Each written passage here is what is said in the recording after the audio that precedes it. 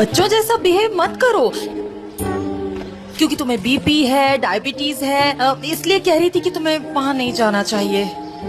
हाँ, देखा तुमने, अभी कन्फेस कर लिया ना। तुमने ओस्मान को बताया कि मुझे जंगल ना ले जाए, बोला था ना तुमने उसे। अरे चिल्ला क्यों रहे हो? उसने कुछ नहीं कहा, उसका कोई कसूर नहीं है। अच्छा हो रहा होगा तो तुम अंदर चलो, अंदर चलो। तुमने मेरा दिल तोड़ दिया। मुझसे पूछे बगैर तुम ये कैसे कर सकती हो?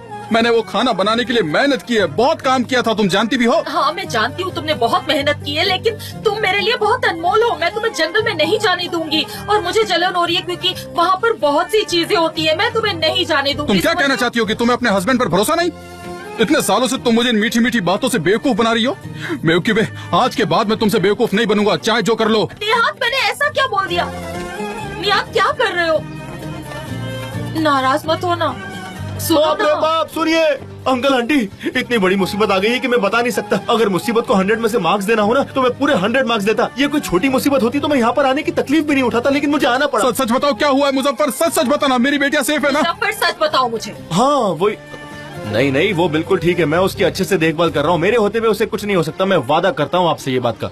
लेकिन ये ऐड की दुनिया बेहद पागल है, कुछ भी होता रहता है इस दुनिया में, सच कह रहा हूँ मैं। कभी कुछ कैंसिल हो जाता है तो कभी कुछ डिले हो जाता है। बहुत प्रेशर है इस फील्ड में, मैं तो बहुत स्ट्रेस में आ गया हूँ। लेकिन मैं क्यों स्ट्रेस में हूँ? मेरी दुकान तो आपके सामने ही है, कपड़े की दुकान, आपको पता ही है। मैं बेकार में स्ट्रेस लिए जा रहा हूँ। मेरी ना पुरानी आदत है, मैं बहुत जल्दी टेंशन ले लेता हूँ। आई एम रियली सॉरी, मैंने आपको इतनी तकलीफ दिया। बैठकर बात करते ना। ओह, मुझे तो कुछ भी समझ में नहीं आया इसने क्या कहा।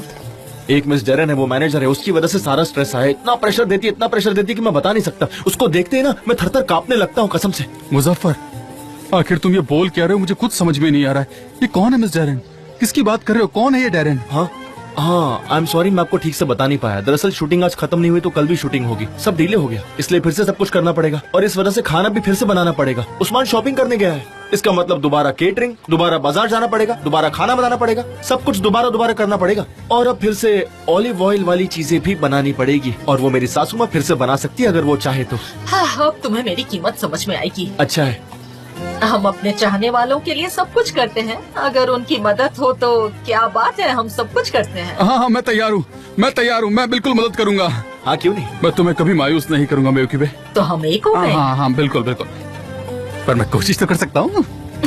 क्या बात है, छोटी मोटी नोक झोंक तो शादी का हिस्सा है।